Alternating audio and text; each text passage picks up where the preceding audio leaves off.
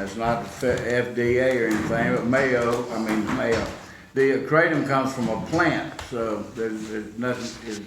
There's no reason for them to test it or do anything, and it's not by prescription. You can buy it in any local store, and you can. I saw a thing on here today, and buy it by the kilo if you wish off the internet here, you know, or whatever. So what is kratom?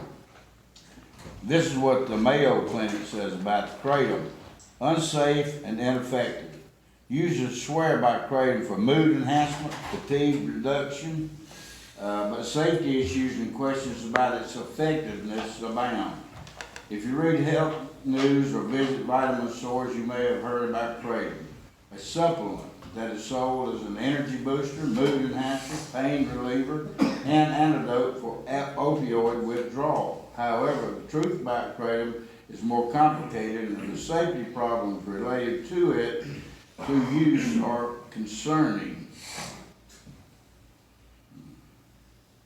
Kratom is an herbal extract that comes from the leaves of an evergreen tree, and it's got a real long name. I'm not going to try to pronounce it. Grown in Southeast Asia.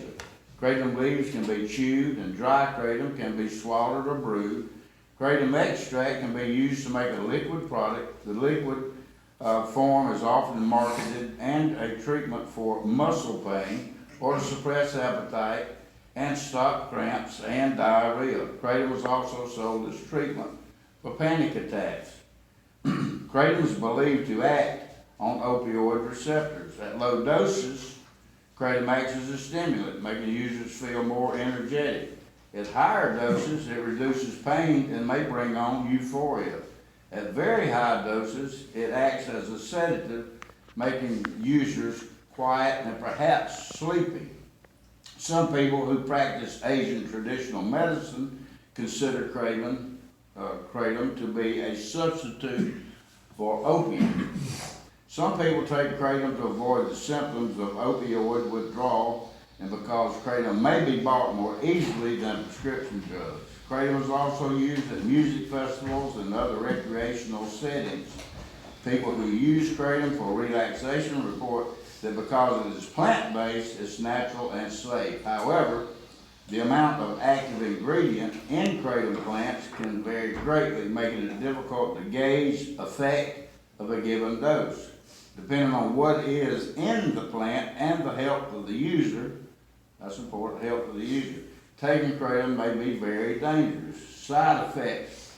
Now, if you go to the drugstore, no matter what you get, you got a prescription, they're going to send you a book about like that with a number of side effects in it. What people do with them, they throw them in the damn trash can and never read them. What I'm telling you is start reading those things, no matter how many, if 25 doctors write you a prescription, you look at it, read it. If it has death on it, please throw the pills in the trash can, whatever it may be, or whatever the substance may be.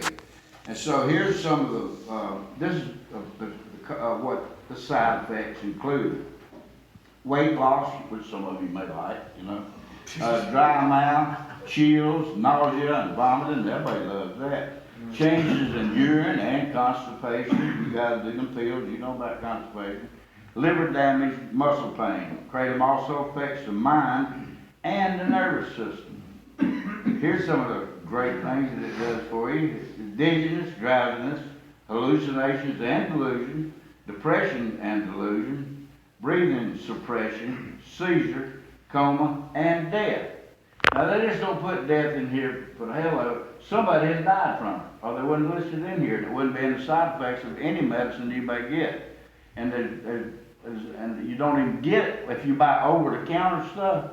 There's probably more people die from over-the-counter stuff than they do by prescription stuff, you know, honestly. Okay, so there's no facts to that, but I know I used to, I take a whole bottle of Excedrin hoping to get me high, you know what I'm talking about. So that's what addicts do anyway. Kratom takes effects after 5 to 10 minutes and lasts from 2 to 5 hours. The effects of kratom become stronger as the quantity taken increases. In animals, kratom appears to be more potent than morphine. Exposure to kratom has been reported in an infant who is breastfed by a mother taking kratom. Many of the problems that occur with pain medications happen when these drugs are used at high doses over a long period of time. It's not known exactly what the level of kratom is toxic in people, but as with pain medication and recreational drugs, it is possible to overdose on kratom. Right. And research shows a little promise. At one time, some researchers believed that kratom might be a safe alternative to opioids and other prescription pain medications. However, studies on the effects of kratom have identified many safety concerns and no clear benefits. Kratom has been reported to cause abnormal brain function when taken with prescription medications. When this happens, you may experience a severe headache, lose your ability to communicate or become confused, and you see a lot of that around.